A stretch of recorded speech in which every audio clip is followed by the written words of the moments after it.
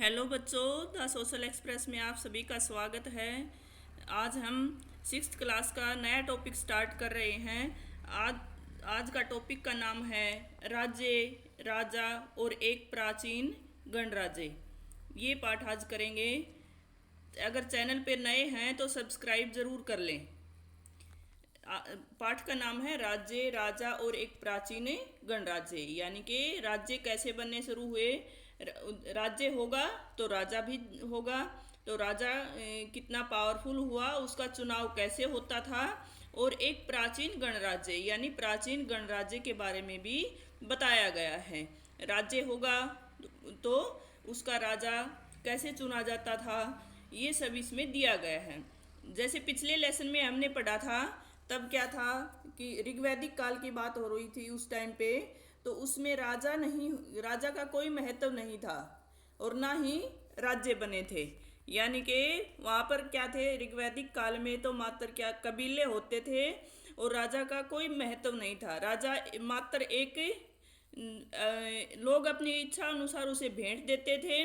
वो स्थायी सेना नहीं रख सकता था और वो मात्र एक कबीलाई मुखिया मात्र होता था। एक कबीले का एक मुखिया मान लिया जाता था बस, और शक्तिशाली नहीं होता था। लेकिन अब राज्य बनने लग गए हैं, यानी कि जनपद बनने लगे हैं, तो राजा का चुनाव होने लगा है।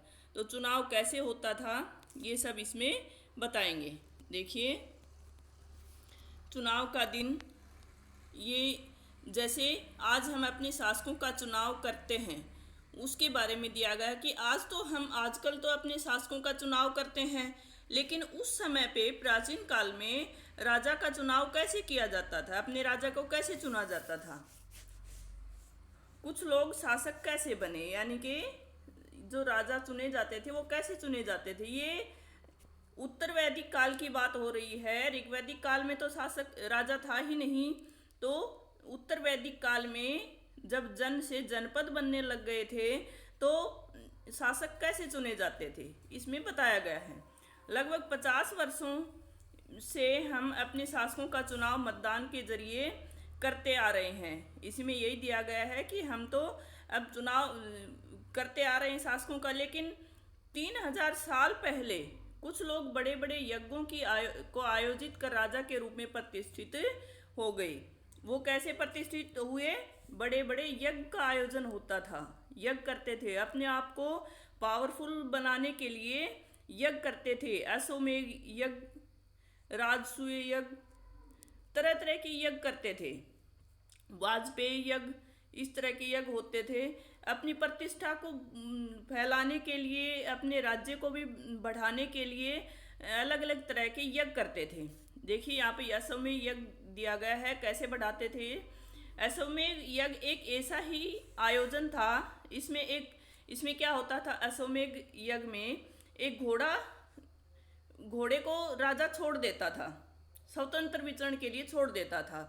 इस घोड़े को क्या होता था, किसी दूसरे राजा ने अगर वहाँ से अश्वमेध यज्ञ करने वाले राजा जिसने छोड़ा था वो घोड़ा अगर उसको रोक लेता था तो वो उस राजा के साथ लड़ाई करनी पड़ती थी।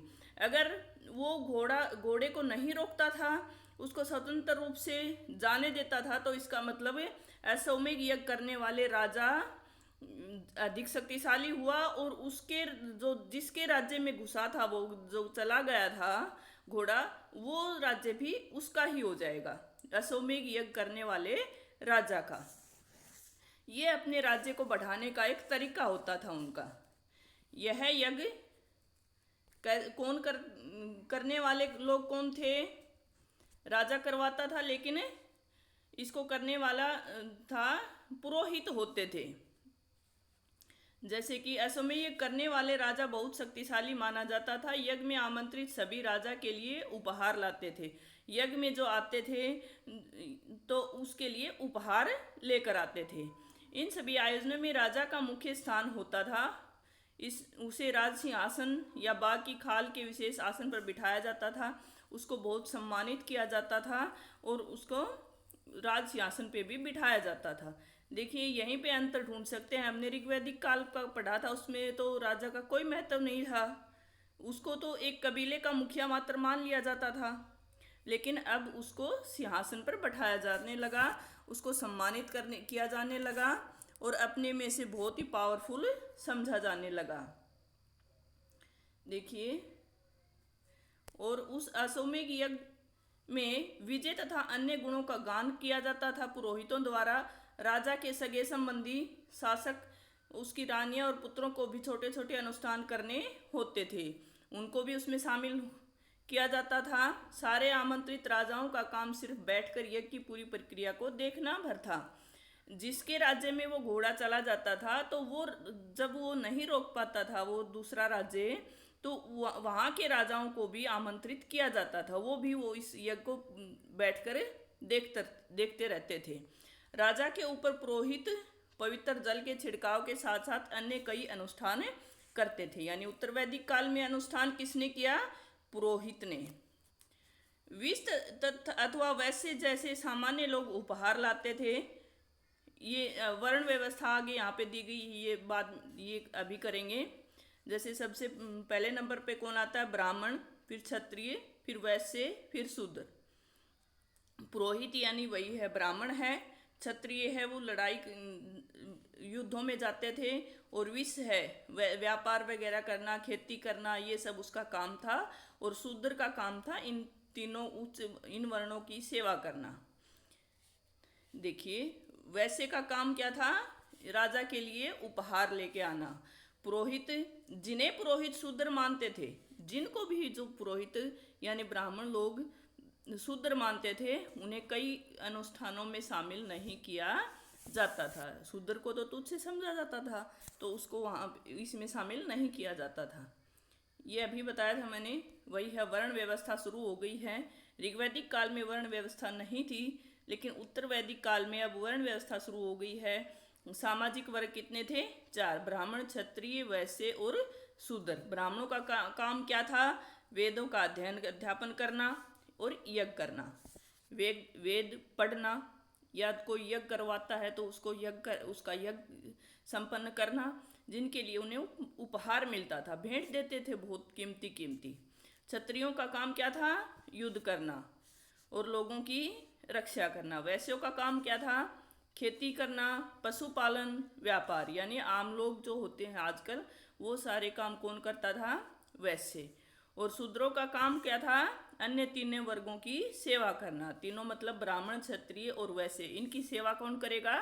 शूद्र सबसे निम्न समझे जाते थे और इनको किसी आयोजनों में भी सम्मिलित नहीं किया जाता था। आगे देखते हैं, जनपद बनने शुरू हो गए हैं। देखिए, हमने देखा था ना, ऋग्वैदिक काल में तो क्या थे? उसमें नाम भी दे रखे थे 2-3। उसमें ऋग्वैदिक काल में 24 जन थे टोटल, लेकिन 5 सबसे महत्वपूर्ण थे, जिनके नाम हैं अनु, यदु, पुरु, तुर्वस, द्रहयु। ये 5 सबसे महत्वपूर्ण थे। इनके नाम आप लिख सकते हैं, फिर से रिपीट कर देती हूँ। अनु, यदु, पुरु, तुर्वस, द्रहयु, ये 5 सबसे महत्वपूर्ण थे। ये ऑब्जेक्टिव टाइप क्वेश्चनों में कभी भी आ सकते हैं। इस तरह के क्वेश्चन नोट कर लिया करो बीच बीच में। तो ये जन थे उस समय पे, लेकिन अब क्या बन गए हैं?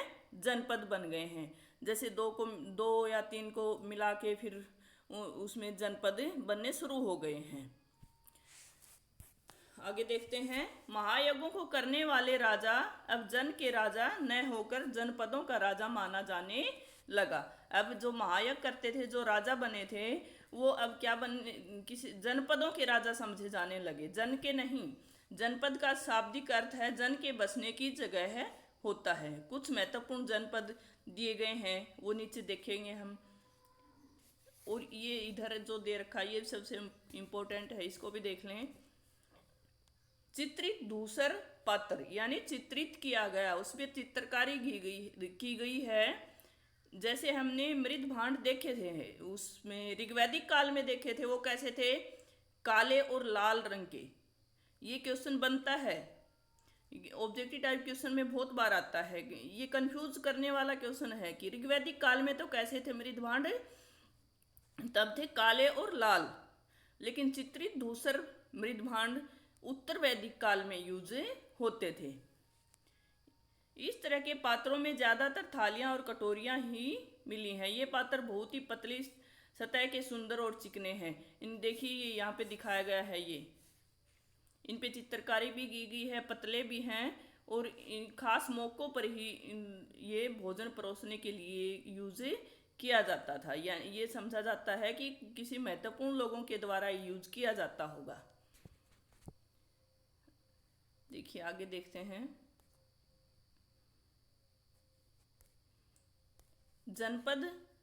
जनपदों के राजा अब शक्तिशाली होने लग गए थे।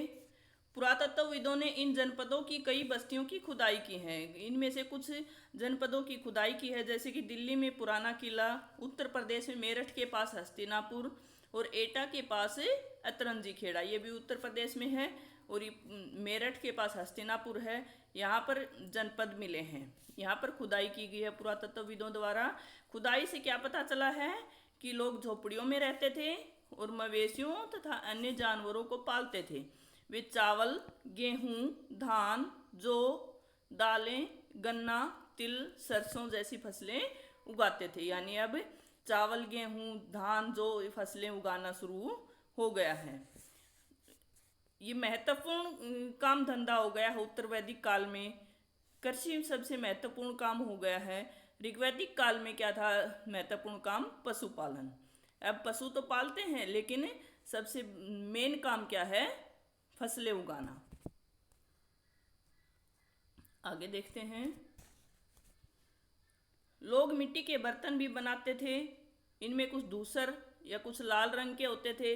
यानी कुछ तो ऋग्वैदिक काल के अंश भी तो बचे हैं। एकदम से ये तो हुआ नहीं कि उत्तर वैदिक काल ही शुरू हो गया, तो उसके भी कुछ जो अंश मिले हैं, इसलिए कुछ लाल रंग के मृद भांड भी मिले हैं।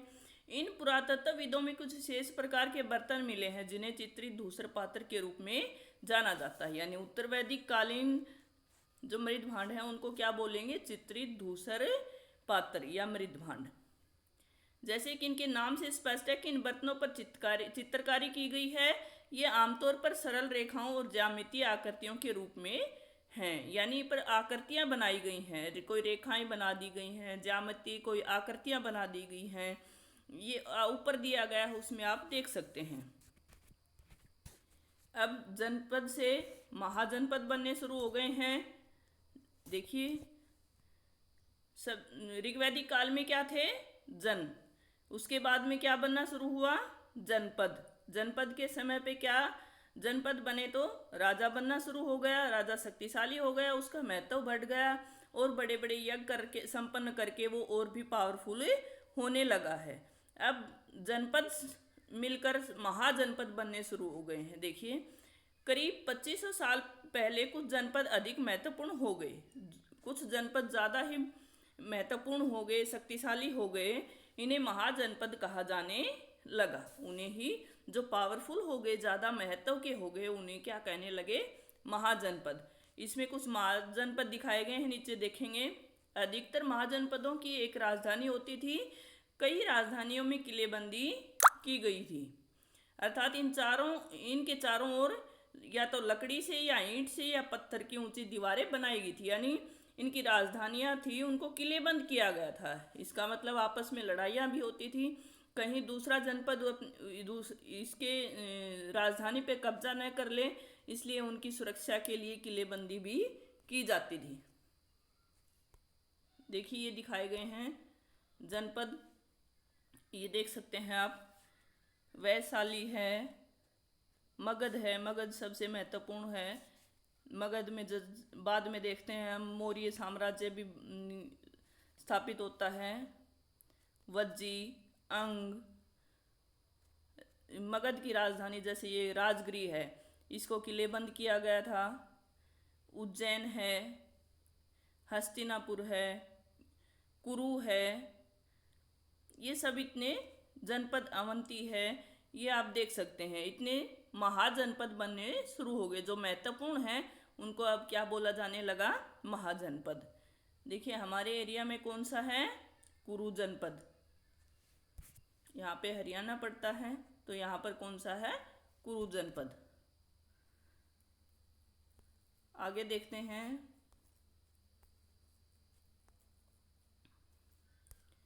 अब महाजनपद के बारे में पढ़ रहे हैं। ऐसा लगता है कि लोगों ने अन्य राजाओं के आक्रमण से डरकर अपनी सुरक्षा के लिए इन किलों का निर्माण किया। ये अभी मैंने बताया है कि सुरक्षा के लिए ही इन्होंने अपने राजधानियों को किलेबंद किया है। कुछ राजा अपनी राजधानी के चारों ओर विशाल, ऊंची और प्रभावशाली दीवार खड़ी कर अपनी समृद्धि और शक्ति का प्रदर्शन भी करते थे। इतनी ऊंची दीवार खड़ी करके ये अपनी समृद्धि और शक्ति का भी प्रदर्शन करते थे कि हम उनसे ज़्यादा पावरफुल हैं। इस तरह से किले के अंदर रहने वाले लोगों और क्षेत्र पर नियंत्रण रखना भी सरल हो जाता होगा। इस तरह की विशाल दीवार बनाने के लिए व्यापक योजना की आवश्यकता थी, यानी कि परिश्रम भी होता था, पत्थरों का इंतजाम भी होता था, ईंटों का भी यूज होता था, तो इनके लिए संसाधनों की आवश्यकता पड़ती थी। देखिए दिखा भी रखा है, देखिए कितनी ऊंची दीवार बना रखी है कौशाम्बी के किले की। यहाँ पर इस तरह से ये किलेबंद करने के लिए इतनी मोटी मोटी दीवारें बनाई जाती थी। ये कहाँ पर है? आधुनिक उत्तर प्रदेश के इलाहाबाद के पास मिली है। ईंट की दीवार का अवशेष मिला है। देखिए ये अपनी राजधानी को किलेबंद करने के लिए इतनी ऊंची ऊंची दीवारों का यूज करते थे। आगे देखते हैं। एक सेकंड, ज़्यादा ऊपर हो गया है ये, अभी करते हैं। अब राजा सेना रखने लगे थे। अभी राजा बन गए हैं, राज्य स्थापित हो गया है, तो सेना तो चाहिए ही। सेना भी रखने लग गए हैं। सिपाहियों को नियमित वेतन देकर पूरे साल रखा जाता था, तो सेना रखने के लिए तो नियमित वेतन देना पड़ेगा। यह भुगतान आहत सिक्कों के रूप में होता था। उनको वेतन किस रूप में दिया जाता था? आहत सिक्के। आहत यानी कि उसके ऊपर एक धातु का होता था और उसके ऊपर ठप्पा लगा दिया जाता था, जैसे कोई आकृति बना दी, मेन जो होती थी उसका वो बनी होती थी। इसको ये आगे बताया भी गया है, फिर देखेंगे। इन सिक्कों के बारे में लेसन 8 में बाद में पढ़ेंगे। महाजनपदों के राजा ऋग्वेद में उल्लेखित राजाओं से किस प्रकार भिन्न थे? 2 अंतर बताओ। कैसे भिन्न थे? भिन्नता तो समझ में आ ही गई होगी। ऋग्वैदिक कालीन राजा क्या थे? शक्तिशाली नहीं थे, उनके पास कोई पावर थी ही नहीं। वो क्या थे? कबीले मुखिया ही मात्र था। वो न तो सेना रखता था, न कोई कर वसूल सकता था। उसे केवल लोग अपनी इच्छा अनुसार भेंट देते थे, जिसे क्या बोलते थे? बलि। वो कुछ भी दे देते थे। खाने पीने की चीज़ हो, कोई वस्त्र हो, कोई धातु हो, कुछ भी हो, वही दे देते थे। लेकिन उसका और कोई महत्व नहीं था, न ही कोई सेना रख सकता था। लेकिन महाजनपदों के राजा क्या हुए? शक्तिशाली हो गए, सेना रखने लग गए और भूमि के स्वामी माने जाने लगे। यानी जिस राज्य में उसका शासन है तो वो भूमि उसी की हो गई, तो उसका शासक भी वही हुआ। कर संग्रह भी करने लग गए। तो इस तरह से उनसे ज़्यादा महत्वपूर्ण हो गए थे। आगे देखते हैं। कर संग्रह करने लग गए। राजा बन गया, राज्य है, उसमें सेना भी रखनी पड़ेगी। सेना रखेंगे तो पैसे चाहिए सेना को वेतन देने के लिए, तो कर यानी टैक्स इकट्ठा करना पड़ेगा। तो इसलिए महाजनपदों के राजा विशाल किले बनवाते थे, बड़ी सेना रखते थे। उन्हें प्रचुर संसाधनों की आवश्यकता होती थी। अगर शासन करेंगे तो उसके लिए बहुत से संसाधनों की जरूरत पड़ती है। उसकी पूर्ति कहाँ से करेंगे? कर लेकर कर इकट्ठा करेंगे। इसके लिए उन्हें कर्मचारियों की भी आवश्यकता होती थी। अतः महाजनपदों के राजा लोगों द्वारा समय समय पर लाए गए उपहारों पर निर्भर न रहकर अब नियमित रूप से कर वसूलने लगे। यानी कि नियमित, पहले तो क्या होता था? ऋग्वैदिक काल में उपहार यानी भेंट मिलती थी, जिसे क्या बोलते थे? बलि। उसी पे निर्भर रहते थे, जो मन मर्जी आए वो दे गया, बस ठीक है, उसी से काम चलता था। क्योंकि उस टाइम पे राज्य ही नहीं थे, सेना भी नहीं थी, बस कबीलों में रहते थे। एक कबीला दूसरे पे आक्रमण कर देता था, उससे जो भी सामान मिलता था उससे, और वहाँ के जो जिस कबीले पर वो आक्रमण करते थे, अपने अधीन करते थे, उनको बंदी बना लेते थे, उनसे काम लेते थे। उनके जो संसाधन से उस कबीले के वो अपने अंडर में कर लेते थे, जो भी कुछ मिलता था वो बांट देते थे बस अपने कबीले में, इतना ही काम था। लेकिन अब क्या हुआ, उपहारों पर निर्भर न रहकर अब नियमित रूप से कर वसूलने लगे। राजे बन गए तो कर वसूलना पड़ेगा। कौन कौन से कर लगाए? फसलों पर लगाए गए कर, कारीगरों के ऊपर लगाए गए कर, पशुपालकों को जानवरों या उनके उत्पादन के रूप में कर देना पड़ता था, व्यापारियों को सामान पर कर देना पड़ता था, और आखेटकों तथा संग्राहकों को जंगल से प्राप्त वस्तुएं देनी पड़ती थी।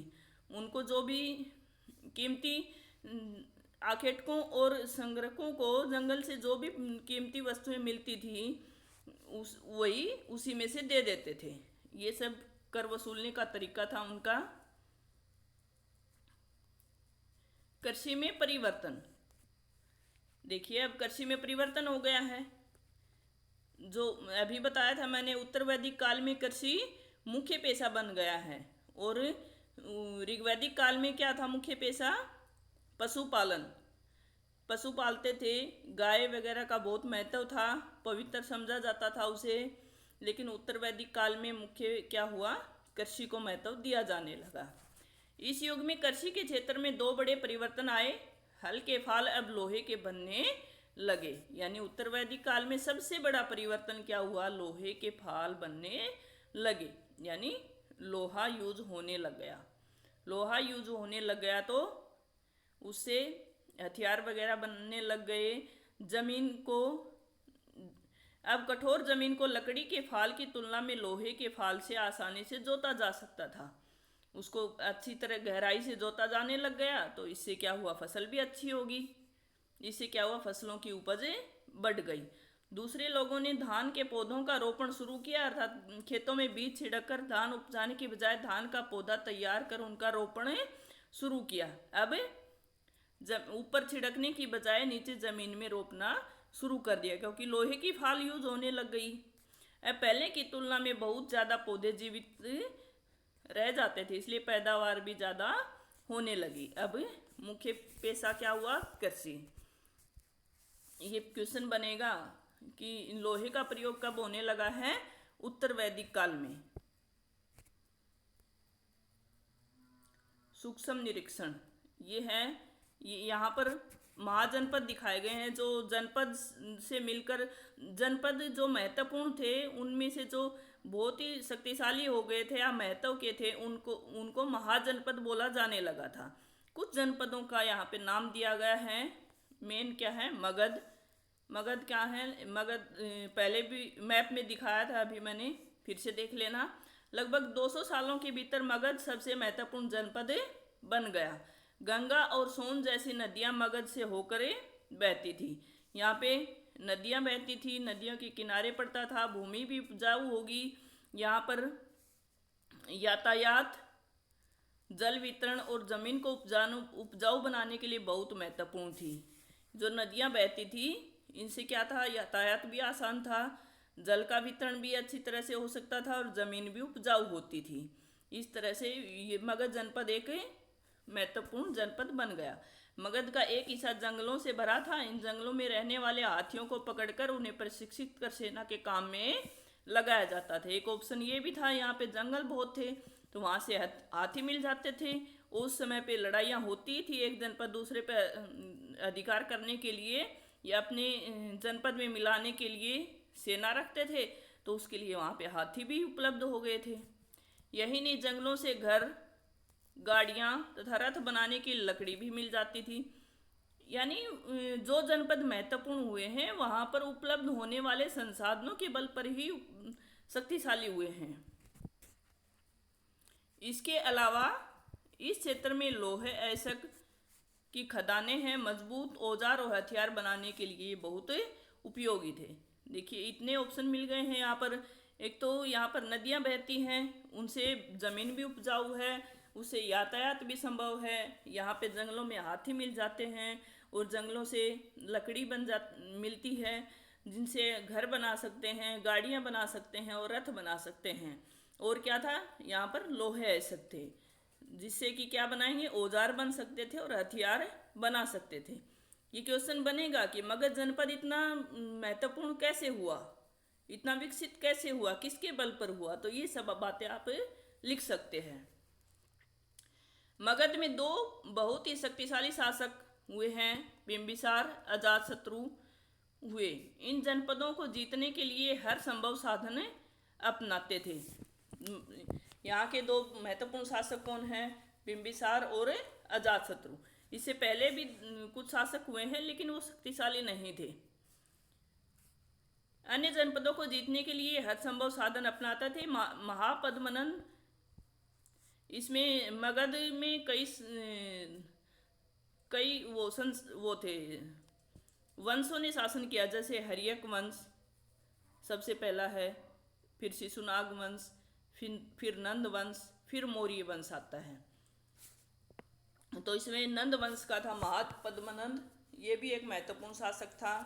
इन्होंने अपने नियंत्रण का क्षेत्र उस महाद्वीप के उत्तर पश्चिम भाग तक फैला लिया था। उसने उत्तर पश्चिम भाग तक फैला लिया था। आगे देखते हैं। इन्होंने अपने नियंत्रण का क्षेत्र उस महाद्वीप के उत्तर पश्चिम भाग तक फैला लिया था। बिहार में राजगृह, जो इसकी राजधानी थी, अभी देखा था अपने आधुनिक राजगीर, जिसे राजगीर भी बोल सकते, प्राकृत में राजगृह थी, कई सालों का मगध की राजधानी बनी रही। बाद में क्या बनी थी? पाटलिपुत्र, जिसे आज पटना बोला जाता है। 2300 साल से भी पहले की बात है, मैसिडोनिया का राजा सिकंदर विश्व विजय करना चाहता था। मैसिडोनिया के सिकंदर के बारे में सुना होगा आपने। तो वो विश्व विजय करना चाहता था। पूरी तरह सफल न होने पर भी वह मिस्र और पश्चिम एशिया के कुछ राज्यों को जीतता हुआ भारतीय उपमहाद्वीप में व्यास नदी के किनारे तक पहुंच गया। व्यास नदी के किनारे तक पहुंच गया और वो भारत में प्रवेश करना चाहता था। जब उसने मगध की ओर कूच करना चाहा तो उसके सिपाहियों ने इनकार कर दिया। वे इस बात से भयभीत थे कि भारत के शासकों के पास पैदल, रथ और हाथियों की बहुत बड़ी सेना थी। यानी उनके बारे में सुन रखा था उन्होंने कि उनके पास बहुत बड़ी सेना है, रथ भी है, हाथी हैं, तो कब हम नहीं जीत पाएंगे। तो वह व्यास नदी से ही वे वापस लौट जाते हैं। वज्जी एक दूसरा महत्वपूर्ण जनपद है। जैसे कि ऊपर हमने देखा है कि मगध एक शक्तिशाली राज्य बन गया था। इसके नज़दीक ही एक क्या है? वज्जी राज्य था। ये आप मानचित्र में देख लेना, जिसकी राजधानी क्या थी? वैशाली, बिहार में ही है। यहाँ एक अलग किस्म के शासन व्यवस्था थी, जिसे गण या संघ कहते थे। यानी कुछ महत्वपूर्ण लोगों का संघ था, वो शासन करता था। एक अकेला राजा नहीं था। यहाँ पर गण या संघ में कई शासक होते थे, यानी कई शासक मिलकर शासन करते थे। 16 महाजनपद थे टोटल। उनमें से 2 जनपदों में संघ या गण शासन करते थे। उसकी शासन व्यवस्था क्या थी? गण या संघ। उसमें एक वज्जी था, एक मल्ल था। ये 2 थे जिनमें गण या संघ शासन करते थे। इसमें से प्रत्येक व्यक्ति राजा कहलाता था। ये सभी राजा विशिष्ट अनुष्ठानों के एक साथ संपन्न करते थे। सभाओं में बैठकर ये बातचीत, बहस और वाद विवाद के जरिए तय करते थे कि क्या करना है और किस तरह करना है। शत्रुओं के आक्रमण से निपटने के लिए वे मिलकर चर्चाएं करते थे। स्त्रियां, दास, कमकार इन सभाओं में हिस्सा नहीं लेते थे। यानी स्त्रियां हुई, दास हुई, शूद्र वगैरह हैं जो कर्मकार थे, उनको इनमें आमंत्रित नहीं किया जाता था। वज्जी संघ के बारे में जो बौद्ध धर्म में दीर्घ निकाय है उसमें भी दिया गया है। बौद्ध धर्म का जो ग्रंथ है दीर्घ निकाय, एक बौद्ध धर्म का प्रमुख ग्रंथ है, जिसमें बुद्ध के, एक सेकंड दिखाई नहीं दे रहा, कि कई व्याख्यान दिए गए हैं। इन्हें करीब 2300 साल पहले लिखा गया था। अजातशत्रु और वज्जी संघ, ये आप देख लेना कि अजातशत्रु वज्जी संघ में किस तरह से शासन करते हैं। एक सेकंड,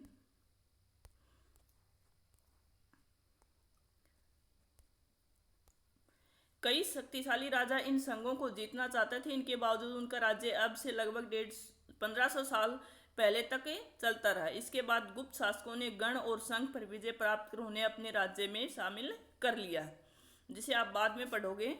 यहाँ तक हमने कर लिया है। पूरा लेसन थोड़ा सा जल्दी जल्दी करके पूरा समझ आ गया होगा। जो मेन बातें थी वो सारी बता दी गई हैं। अब हम कल अगले जो वीडियो डालेंगे उसमें सारे क्वेश्चन हल करवा देंगे। अगला वीडियो ज़रूर देखना। यह जल्दी करके इसलिए पूरा लेसन कंप्लीट करवाया है। जो मेन क्वेश्चन हैं वो इसी में से दिए गए हैं, तो इसको ज़रूर देख लें। धन्यवाद और सब्सक्राइब ज़रूर करें।